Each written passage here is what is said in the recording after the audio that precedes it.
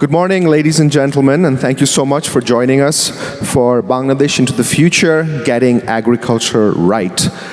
I'm very excited to have this distinguished group of panelists with us because I believe they represent the golden triangle that has allowed Dutch agriculture to become very innovative, not just locally, but also on a global stage.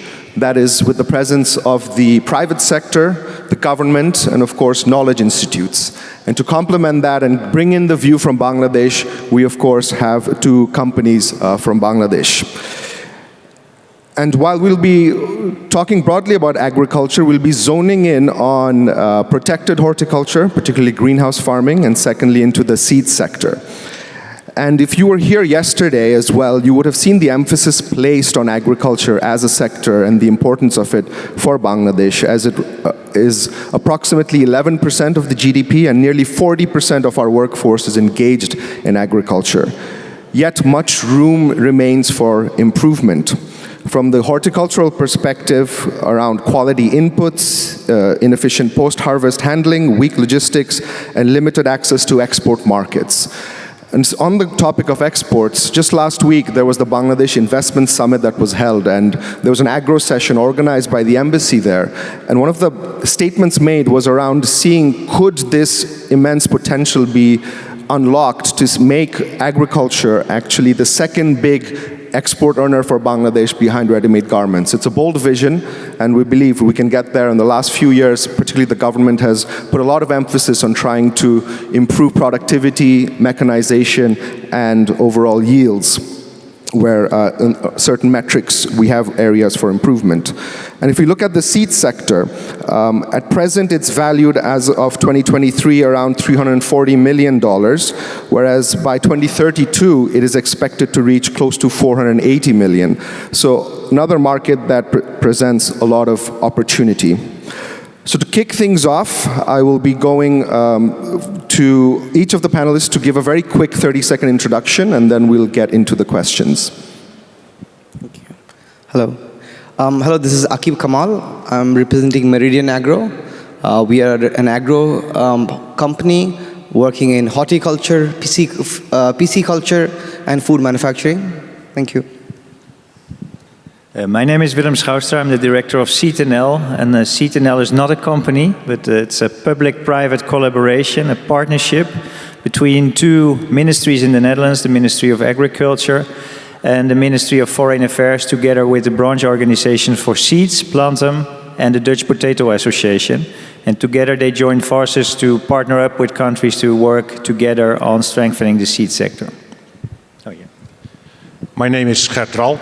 I'm director of Dutch Greenhouse Delta, and in particular for Southeast Asia and China. Dutch Greenhouse Delta is a foundation established in 2018 by some of the top players in the Dutch horticulture industry. And they decided to join forces to go abroad, to expand their business abroad. And currently, Dutch Greenhouse Delta represents over 40 companies of the horticulture industry, and that number is still increasing. And these companies are representing the entire value chain of horti. The main goals of Dutch Greenhouse Delta are, first, promotion of the Dutch horticulture industry abroad, and secondly, to look for possibilities for collaboration between Dutch companies and local partners. Thank you, Gert. My name is Kalyan Guntuboina. I'm from Wageningen University and Research. I'm the regional account manager responsible for collaboration with Asia. And of course, within our Asia portfolio, Bangladesh is a very important focus country for Wageningen. We have a lot of ongoing projects there, successfully completed projects there. But we also have a lot of students coming from Bangladesh, especially for master's and PhD programs. I'm glad to be here today. Thank you. Hi, good afternoon. My name is Tafsir Awal. I'm a director at Laltir Seed Limited. First of all, thank you everyone for showing up, and thank you for having me on the panel. I'm proud to say that Laltir has collaborated with many of the names that we see behind us and their organizations. previously with the Wageningen University in a project, currently with the RVO as well as CDNL, and glad to be here and look forward to hearing what everybody has to say. Hello, good morning everyone. My name is Nadia van der Ween and I work for the Netherlands Enterprise Agency, often known as the Dutch abbreviation RVO. RVO is one of the implementing organizations of the Ministry of Foreign Affairs. And what we do is we try to help Dutch companies to enter new markets, but we also support private sector development in foreign countries such as Bangladesh. So we set up different projects together with, among others, all the people that are in the panel here as well.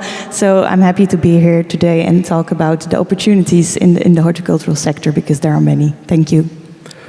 Thank you, everyone. And Nadia, actually, I'll be starting with you, so Okay. keep the microphone. We have seen the relationship between the Netherlands and Bangladesh transition over the last many decades, and been a very strong development partner, and it's going from aid to trade. And of course, you've been doing a lot in agriculture in Bangladesh. So the question is around how Bangladesh, as we look to modernize and scale climate-smart, high-value sectors like horticulture and seed, what opportunities do you see for deeper Dutch-Bangladesh collaboration? And if you could shed light on how the RVO is supporting this private sector engagement. Thank you for the question.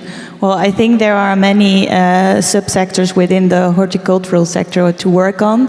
So one of them is the seed sector, and I think that is a very interesting one, because especially when you look at climate resilience, salinity is a very important topic also for the Netherlands. So I think on that topic we really have to work together, because also in the Netherlands we don't know how to deal with it yet. I think in agro-logistics there are many opportunities in Bangladesh, especially for Dutch companies also to do business.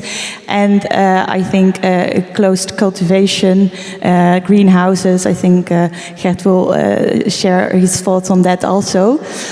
So as RVO, what we do is often we start with a study to really identify where are the exact opportunities in a specific subsector. So we did that for closed cultivation, but also for floriculture and the poultry sector, so very broad. Then we present that to both the stakeholders in the Netherlands and in Bangladesh. We try to organize trade missions. So 2 years ago we had a trade mission on agriculture, and last year we had an incoming mission from Bangladesh to the Netherlands on seeds. And after those connections have been established, we often support different kind of projects that can be really focused on the business perspective, but also on capacity building. So we often work together with Wageningen University, and we also try to work on a government-to-government level. This really focus on these three elements: the business, the investment side, and also the trade side. Brilliant, thank you. And given the emphasis you've placed on seeds, I think that's a good transition to Willem, perhaps. We saw last week at the Bangladesh Investment Summit, a new partnership was launched between CDNL and the Bangladesh Seed Association. Firstly, if you could shed a bit of light on what this collaboration looks like, and what are CDNL's core priorities in Bangladesh, and how do you see the Dutch expertise contributing to a more inclusive, resilient, and high-performing seed sector there? Yeah, thank you for asking that question. And indeed, it was quite a great spirit during the investment summit last week in Bangladesh, where we really witnessed the entrepreneurial spirit of Bangladesh. And I think that matches really well, I think, with also the spirit here in the Netherlands. So the foundation of a good partnership, I think, is already in there. But let me explain a few sentences on CTNL. What we try to do is to build partnerships between countries, the Netherlands and a country like Bangladesh, and to commonly work on the strength of seed sector in favor of farmers, to put up farmers up front and to see how we can get better access to quality seeds for those farmers. And that's what we try to do by starting a very in-depth seed sector performance analysis to see where are the challenges, where are the opportunities in the seed sector. And that's, I think, where the foundation of a good seed partnership started. Because by doing it with all the stakeholders involved in Bangladesh and in the Netherlands, not only private sector, but also public institutes, civil society, research, were all involved in this analysis. And based on that, we had a discussion with different stakeholders during a mission, an incoming mission also here to the Netherlands from Bangladesh, where also the Bangladesh government was involved. And then we decided that a platform, a seed platform, could be a really good start to boost further collaboration. And this seed platform is there to see how we can commonly identify priorities to work on together. And that could be in the enabling environment, on, for example, plant variety protection, variety release, plant quarantine, but also to see how we can strengthen together seed companies in Bangladesh. We have very professionalized seed companies in Bangladesh. We have a great company here in the panel, but there are also companies that have the spirit to grow and further develop. So how can we help each other? So that is the idea of the platform, and hopefully we can turn that platform into a long-lasting partnership between the Netherlands and Bangladesh, with the Bangladesh government involved. That is very important if you really want to work on a better enabling environment, to have the commitment of the Bangladesh government. So we're working hard on that. They are very open to it, and I think when they step in, we have a beautiful foundation for further collaboration between CTNL and the Bangladesh Seed Association, where we work with now. Brilliant. That sounds very encouraging for what the future holds for this Dutch-Bangla collaboration. And staying on seeds, moving over to Tafsir Bhai from Laltir, jumping off also from what Willem has shared, and as I was mentioning earlier, the seed sector currently is valued over 340 million, expected to reach about 475. But of course, as we know, a lot of challenges are remaining in terms of ensuring quality, innovation, and equitable farmer access. What role do you see for the private sector companies like Laltir in driving seed innovation, improving access for smallholder farmers, and meeting the country's productivity and resilience goals? Yeah, so I think that for local companies like us, who spend a lot of time doing research and development within the country, within the climate, and obviously one of the largest challenges for people in this industry is the climate change, is certain changes in the environment, not just the weather and the soil. In Bangladesh, I think we have a salinity problem as well. We're missing fresh groundwater, and so our soil, our water is becoming more and more saline. And so Laltir is spending a lot of time doing a lot of work regarding making saline-resistant varieties. So we've recently set up a research center in the south of the country, where it is a problem, in Rampal and Bagherhat.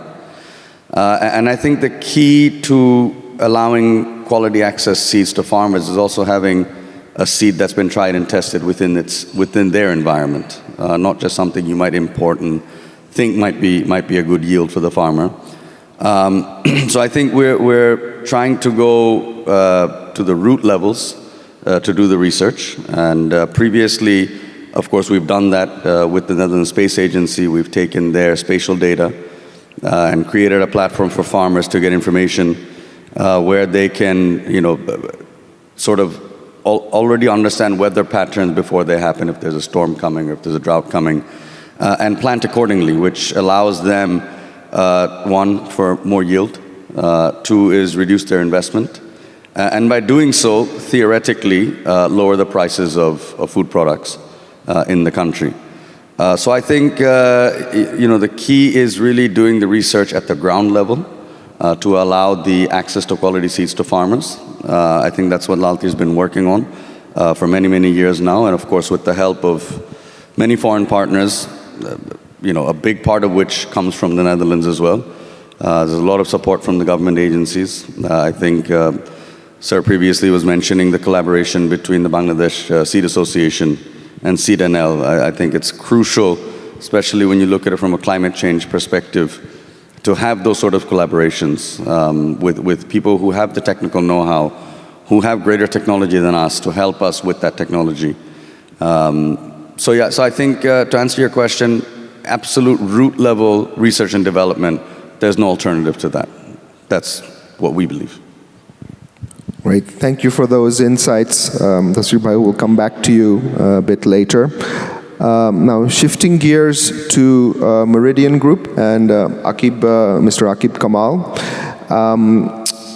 We have seen the interest in the export sector has been quite significant, and we know that Meridian has successfully started its journey towards exports and trying to tap into more of the international market. Could you shed a bit of light about your experience so far, and do you see that potential of it in the future potentially becoming that second big driver in Bangladesh? Thank you. Well, I'll be very honest about export in Bangladesh in the agri sector. We do mangoes. We started doing exporting mangoes of Bangladesh. I think one of the key factors about export of our mangoes is branding our Bangladeshi mangoes across the country. Across the world, I think Bengali mangoes have not been known across the world. I think our ambassadors, our public, government ambassadors and our private ambassadors who are living across the world should be promoting our mangoes. So that's how we can make the world aware of our mangoes. That is one. I think there is a strong market for it. I think our mangoes are one of the best in the world. I have had mangoes in Europe. I don't think they're as good as our mangoes. That's why I think there is a big potential. That is one. Second thing about export, I think Bangladesh is known for our garments export.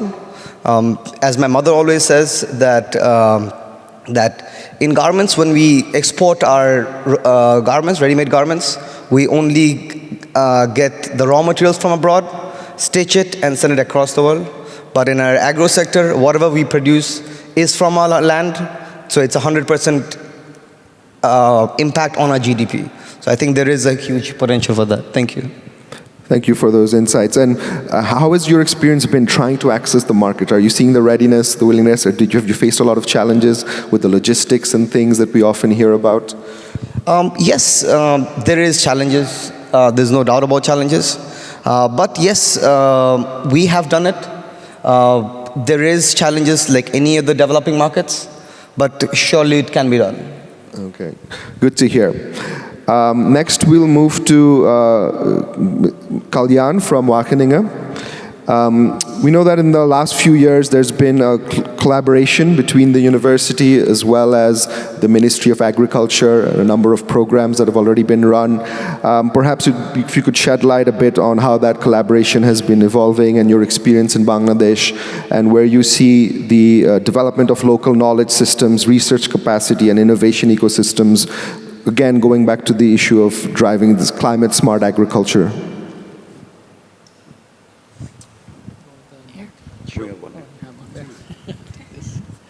Thank you. Two questions, then I'll start with the first one. I think it was a persistent effort by Ambassador Riaz. He really helped facilitate this collaboration of Wageningen with Bangladesh Ministry of Agriculture, which led to 3 pilot projects being awarded to Wageningen in 3 very critical areas. So one is on export market linkages. Talked about mango, but what it takes, to actually find a market, because there's so many protocols, quality-wise, and also the exportability, in terms of scale, in terms of quality, the agro-logistics involved. So this is an area of expertise of Wageningen. So we have a lot of competence in that area. So that is the first pilot project, which we successfully delivered on. The second one was on genetic improvement of dairy cattle. Productivity of dairy animals in Bangladesh is quite low. So how do we go about upgrading, the dairy milch cattle genetics so that, the productivity improves? The third one was on seeds, how to build high quality seeds in vegetables.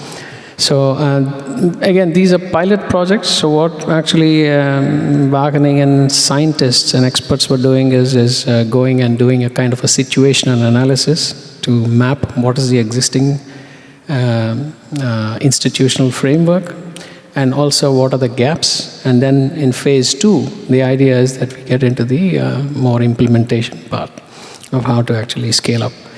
So the very successful pilot projects, and we're very excited to go to the next phase. On your second question was on the knowledge systems, when you have to tackle complex problems like climate change or productivity. I think Netherlands is a good example of how the knowledge ecosystem is built, and it is not just built by knowledge institutions, but I heard someone speak about the triangle, but there's also this Dutch diamond model, which Netherlands is quite famous for. It's a way of working, or an approach you call it, where you have you have the 4 nodes in the diamond. You have the government stakeholders, the knowledge institutions, the private sector, and also the civil society organizations, which come together and create an ecosystem.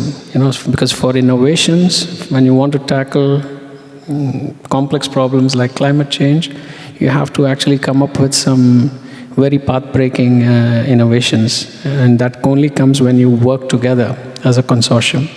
Netherlands is a very good example. The Seed Valley is a good example of how you see it in action, in Enkhuizen, where all the seed ecosystem is there, which makes Netherlands one of the best in the world.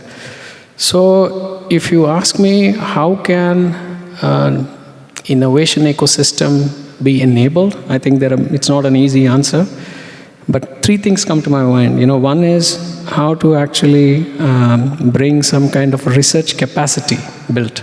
If you talk of a country like Bangladesh, there are some research institutions there, but Wageningen can partner with those research institutions and also bring other partners, which I mentioned, government institutions, but also local private sector, to join forces and actually forge long-term collaborations. The pilot projects are actually useful because we mapped the players, we understood the gaps, but the next step is to actually get into long-term partnerships, which will result in training and capacity development.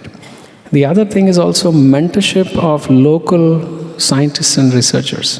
That is very important, if you want an innovation ecosystem to emerge.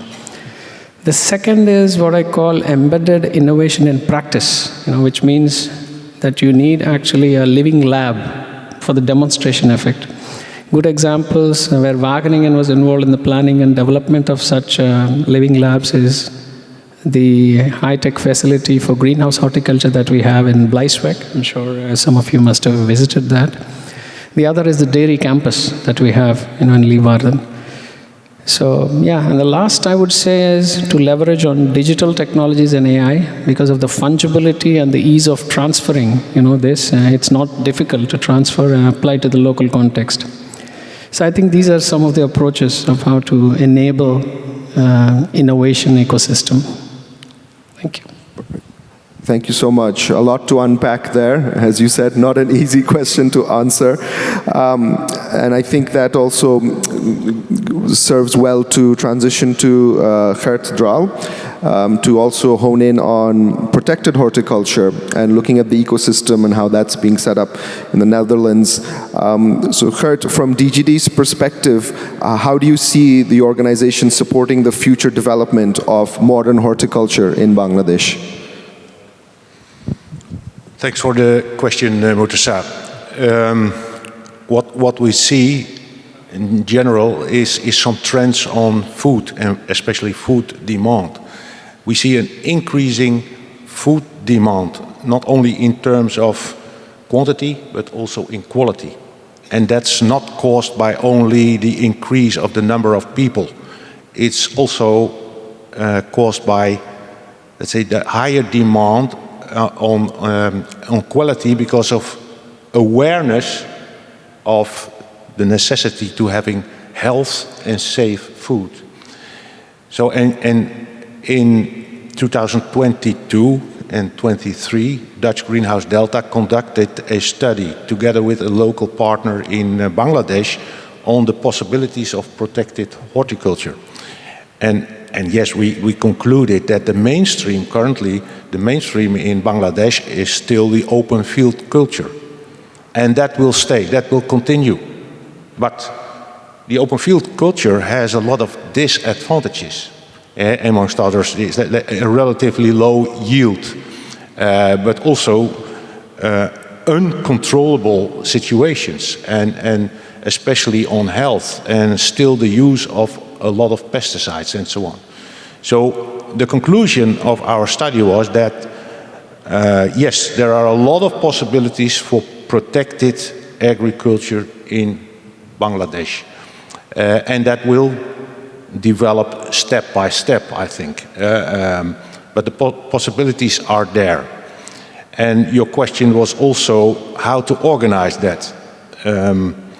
I think we have a nice example now, how we can organize this through a project that we are executing at the moment with a consortium consisting of 5 Dutch companies and 2 companies from Bangladesh, a so-called impact cluster program, heavily supported financially by our government, and with Dutch Greenhouse Delta in the role of coordinator.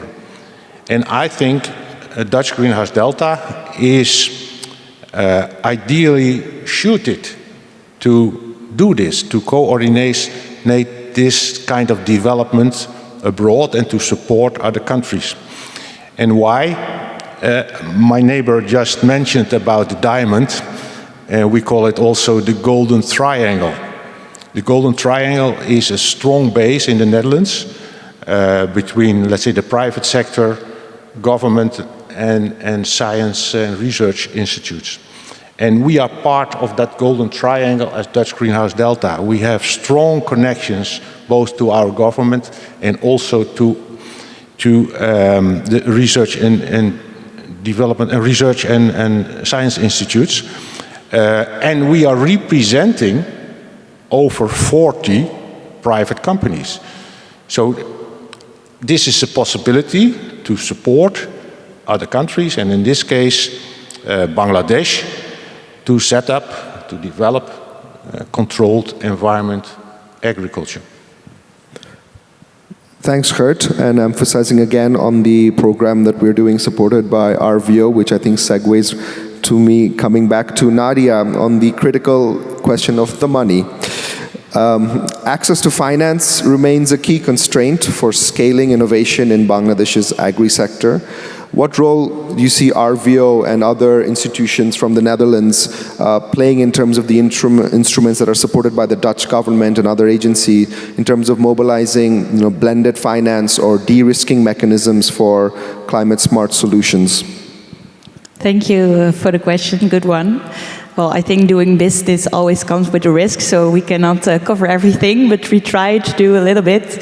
So what we as RVO do is that when companies enter new markets like Bangladesh, we often give them the opportunity to, for example, we can co-finance some parts of a feasibility study. So, for example, at the moment, a Dutch company and a Bangladeshi company are doing a feasibility study to validate the business case for cold storage for potato seeds. So that's how we try to de-risk on a really B2B level. What we also do in more for the consortias, so what Gert already mentioned, for example, we now co-finance a project where a group of Dutch companies and Bangladeshi companies really want to improve a value chain.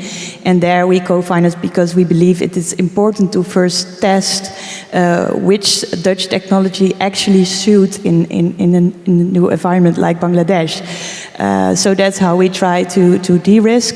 When talking about the bigger investments, then we have organizations like Invest International, but also the Dutch Fund for Climate and Development. And I'm very happy that last week during the investment summit, Invest International, but also DFCD and FMO, the Dutch Entrepreneurial Development Bank, was also present in Bangladesh. So they're very much interesting to invest in Bangladesh. So they are there, yeah. Thank you for all those possibilities that are there for companies on both sides to try to leverage. And from a de-risking perspective, coming now to Willem, you mentioned in your earlier statement about the need for variety protection, and I know that seed IP is something that a lot of the large, seed companies look at with a lot of keen interest. So how do you see that kind of evolving in Bangladesh? So it's a two-part question, if you could shed some further light on that. And secondly, Bangladesh is currently targeting 25% certified seed use by 2030, but collaboration at the moment remains fragmented. So how could greater public-private partnership, both domestic and international, be leveraged to accelerate that entire process? Yeah, that's indeed a twofold question, and especially the second part is interesting. What determines the success of a partnership? And so let me start with there, because the first question is incorporated in the partnership. And I think in my previous answer, I started that we started doing an in-depth seed sector performance study. And I think the foundation of the partnership started there by including all the different stakeholders in the seed sector, as well through CTNL in the Netherlands. Or certifying bodies were included, the ministries were included, the private sector through the branch organizations, but also individual companies that had a focus or an interest in Bangladesh were included, and even civil society was included. And that was also what we did on the Bangladeshi side. And by having discussions between all those stakeholders, there also arose a kind of common understanding. So I think that was the foundation. And secondly was really to identify common interests. Where do we want to work on together? So there was a kind of priority list of investment portfolios where we want to work on. And last time we visited Bangladesh, we identified a fast track out of that 15 priorities into 7 to start with. And I think that is also important to identify a common goal, long-term goal together where you want to work on, where you want to head to, but also to see where you can start working on to gain successes in the beginning. So a few other crucial aspects, I think, is trust and openness. Very important to build trust among each other, also by have that common goals. Without trust, I think no partnership. And also openness. So I don't know who is all here in the audience, but I think this partnership is really meant to be open to everyone that wants to step in and wants to contribute to it, whether it is the Bangladesh government, we're quite far with that, but also other companies or other organizations that want to contribute. So that openness is, I think, very important. And to make the link to the first part of your question, it's also on plant variety protection and other regulatory issues. I think it is important to also find common interest, and we found common interest between the Bangladesh private sector, which also have ambitions to grow not only for the domestic production but also international. And I think the potential in Bangladesh is there. And also Dutch companies through seed companies with vegetable seeds or potato seeds can contribute and add to the portfolio where farmers can choose from. So there you have also a common interest and good regulation, whether it comes to import or export regulations, when it comes to plant variety protection or variety release, not to become too technical, but all very crucial aspects for a healthy seed sector. And I think when you are able to really openly discuss that together, then you can really find the ways forward. And that's what we try to do. Thank you for that. And jumping off from that, back to Tafsir Bhai from Laltir, in terms of this public-private R&D collaboration, Achieving scale and sustainability in seed innovation often requires this collaborative R&D that also Willem was talking about. And what kind of partnerships with government bodies, Dutch institutions or universities do you believe will be most effective in advancing Bangladesh's seed sector over the next decade? And also if there's anything that Willem has specifically said you would like to add more color to from your perspective, please feel free. Yeah, I think obviously if you look at the global political sphere, there's a sort of contraction from certain countries in terms of being a bit more protectionist. But I do believe there are, it's not about who wins, who loses. There are win-win situations that exist throughout the world, throughout our industry, throughout all industries. And I think we sort of cannot take our eyes off the ball when it comes to something like that, especially when it's something as sensitive as the seed industry in Bangladesh, where it's there to feed a population of 180 million, whether it's vegetables or rice or whatever seeds you're talking about. So I think without partnerships, you cannot fulfill probably your, what you could have achieved in full. I think in terms of partnerships in Bangladesh, we've collaborated with the Dutch government before, roughly about 7-8 years back. There was a GeoBiz program, which, with Wageningen University was one of the partners there, where we created a sort of a platform for farmers to get the spatial data that I was referring to.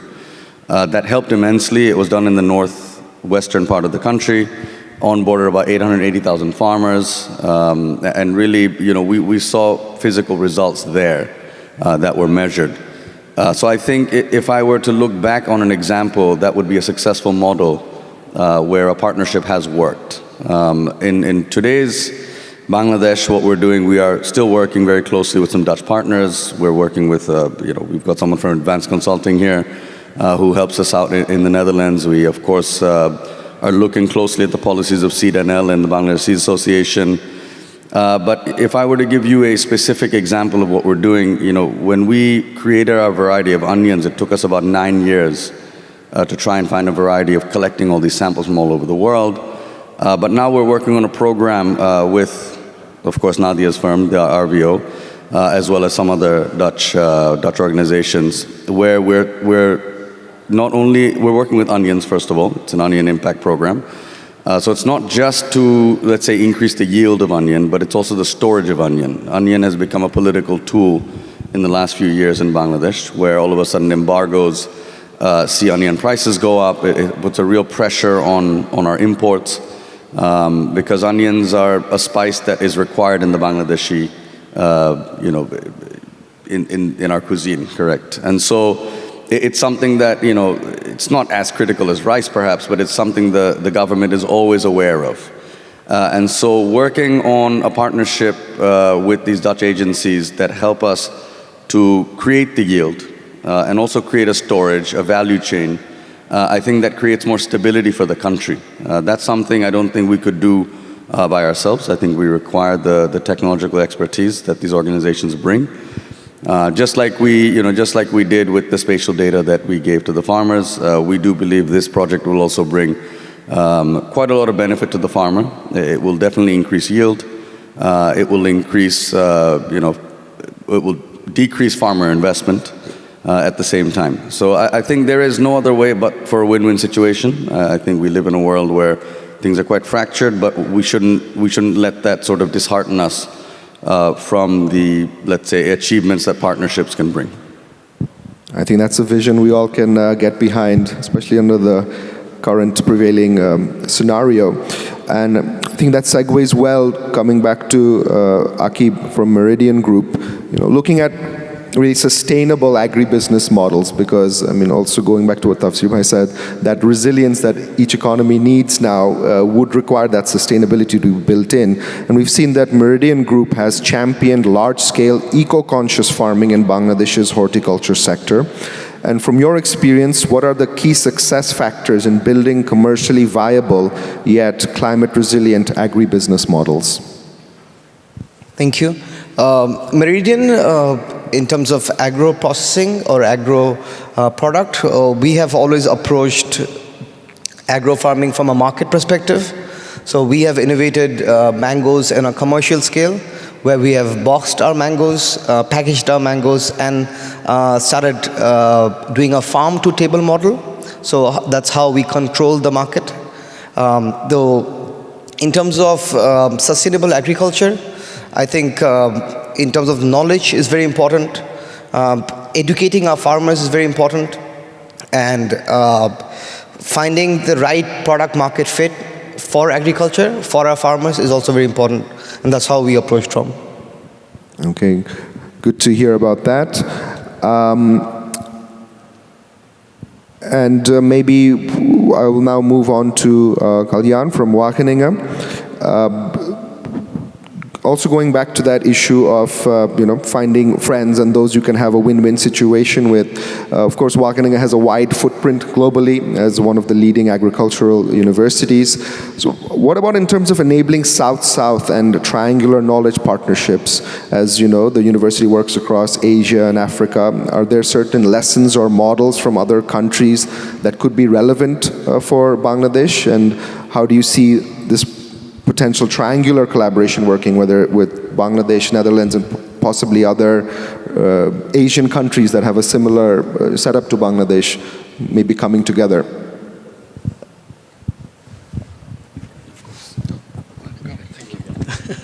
Thanks a lot.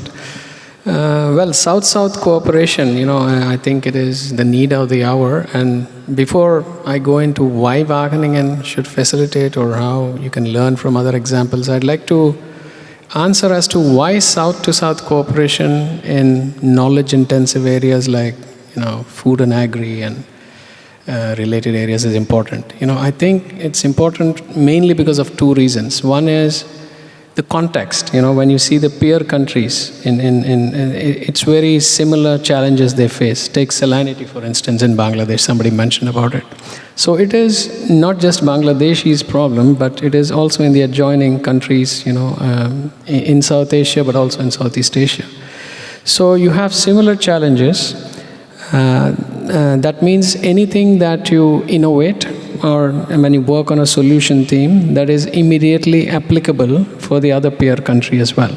So the acceleration of scaling up the technology solutions that you devise has to be kept in mind. So that is the fungibility part of it. The second reason is because of the opportunity to learn, in triangular cooperation where a research institution like Wageningen is involved, and then there is research institutions from more countries involved.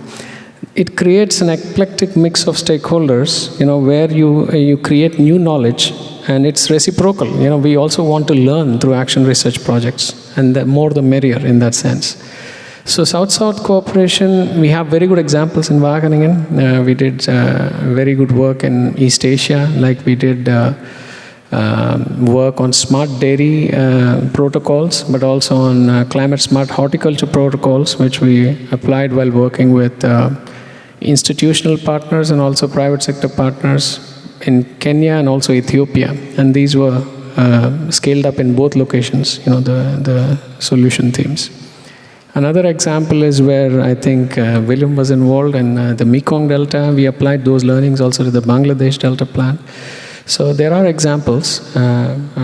If I have to take names of specific institutions, I'd like to throw the example of aquaculture systems that we developed, smart aquaculture systems that we developed in Vietnam, where we had Wageningen involved. We had Can Tu University in Vietnam involved.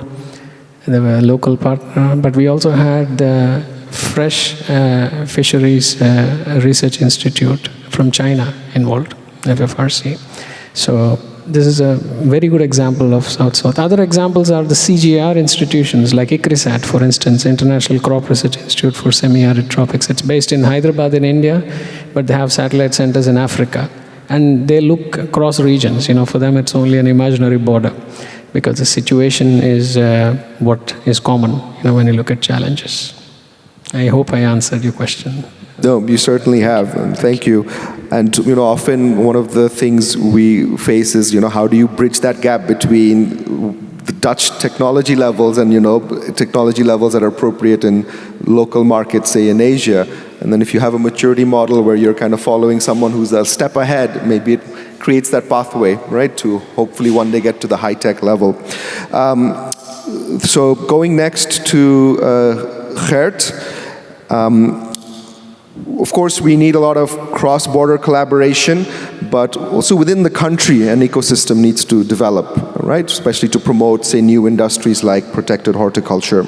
And how do you think the collaboration between parties should develop in Bangladesh to create that effective ecosystem? Thanks, Murtaza. Thanks for this question. This is really crucial to optimize collaboration between parties.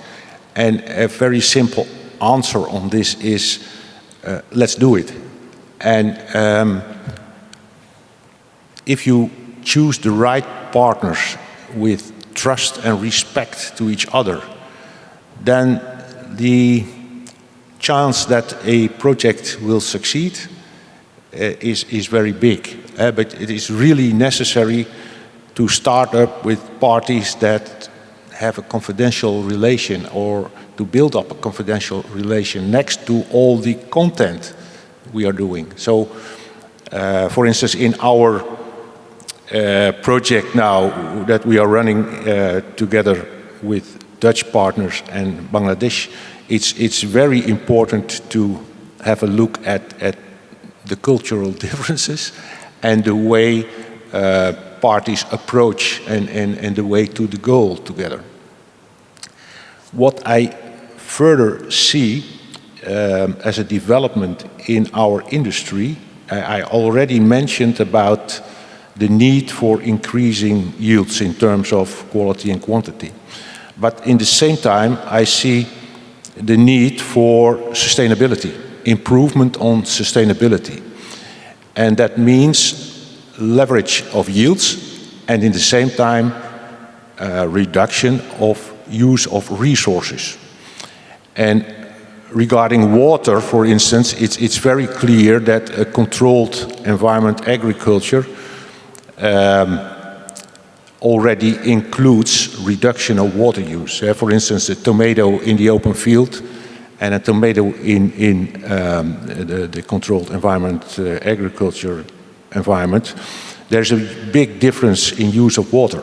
In the controlled environment, you only use maybe 5% of the volume you need for an open field culture. That's a big advantage already, but the disadvantage is in protected agriculture, you need also energy, a lot of energy. And there we have to find the solutions together, and we are acting like that already, but to find the solutions to apply renewable energies, for instance. So that will require, in terms of collaboration, also introduction of other parties in this. So reduction of resources, that's one of the sustainability goals as well. And the other one is also on sustainability or SDG, that in the controlled environment, when we can create nice jobs for young people. So for the future, it's completely different from the open field culture where people are on their knees working in the ground. You need well-skilled, well-educated people for that, and that's also something for young people. So the answer is maybe a little bit wider than only collaboration for a project, but there are several dimensions you have to take into account for setting up a smooth collaboration. And you have to set these goals clearly to all the parties. Thank you, Gert, for those views and the great insights there about structuring these collaborations to really last in the long run. At this point, I would like to open it up to the audience. Yes, our Honorable Ambassador would like to make a comment or a question. Do we have extra microphones or?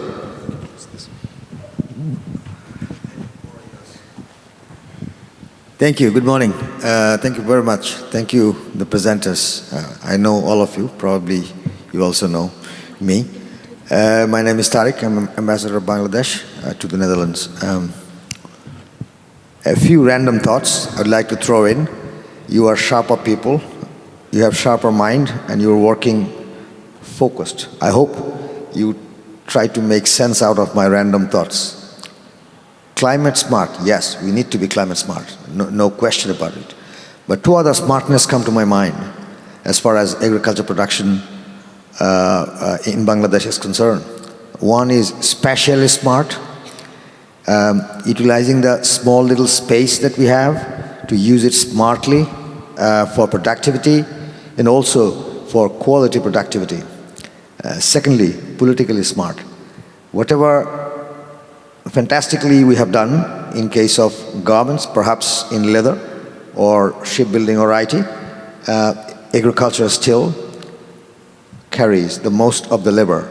It retains most of the labor in Bangladesh. So it inherently becomes politically sensitive. On top of it, let everybody recall, and also I also like to recall, we have a generational trauma over food scarcity. We have a severe famine in 1943, artificially induced due to the dynamics of the Second World War. So when it comes to productivity, I see much of the emphasis is put on crop production, which is inefficient, as Kurt was mentioning. We use a lot of water for paddy, a lot of pesticides, and a lot of fertilizers. So we also need to be smart over there, but my main concern is trying to move towards a way with the help of technology where we will be producing more quality-wise, quantity-wise, without harming the environment. I think that would be my takeaway from this session. I think I stop here. Thank you. Thank you very much. Any reflections from the panel on what was said? Thank you. Thank you, Excellency, for those wise thoughts regarding Bangladesh and pointing those out. From Laltir's perspective, what we are aiming to do is focus on molecular technology when it comes to seeds. That would help, usually our R&D trials can take up to 7 years. So by using molecular technology, by studying the seeds at a cellular level, that helps us to reduce our R&D time to maybe even 2 years, maybe even less.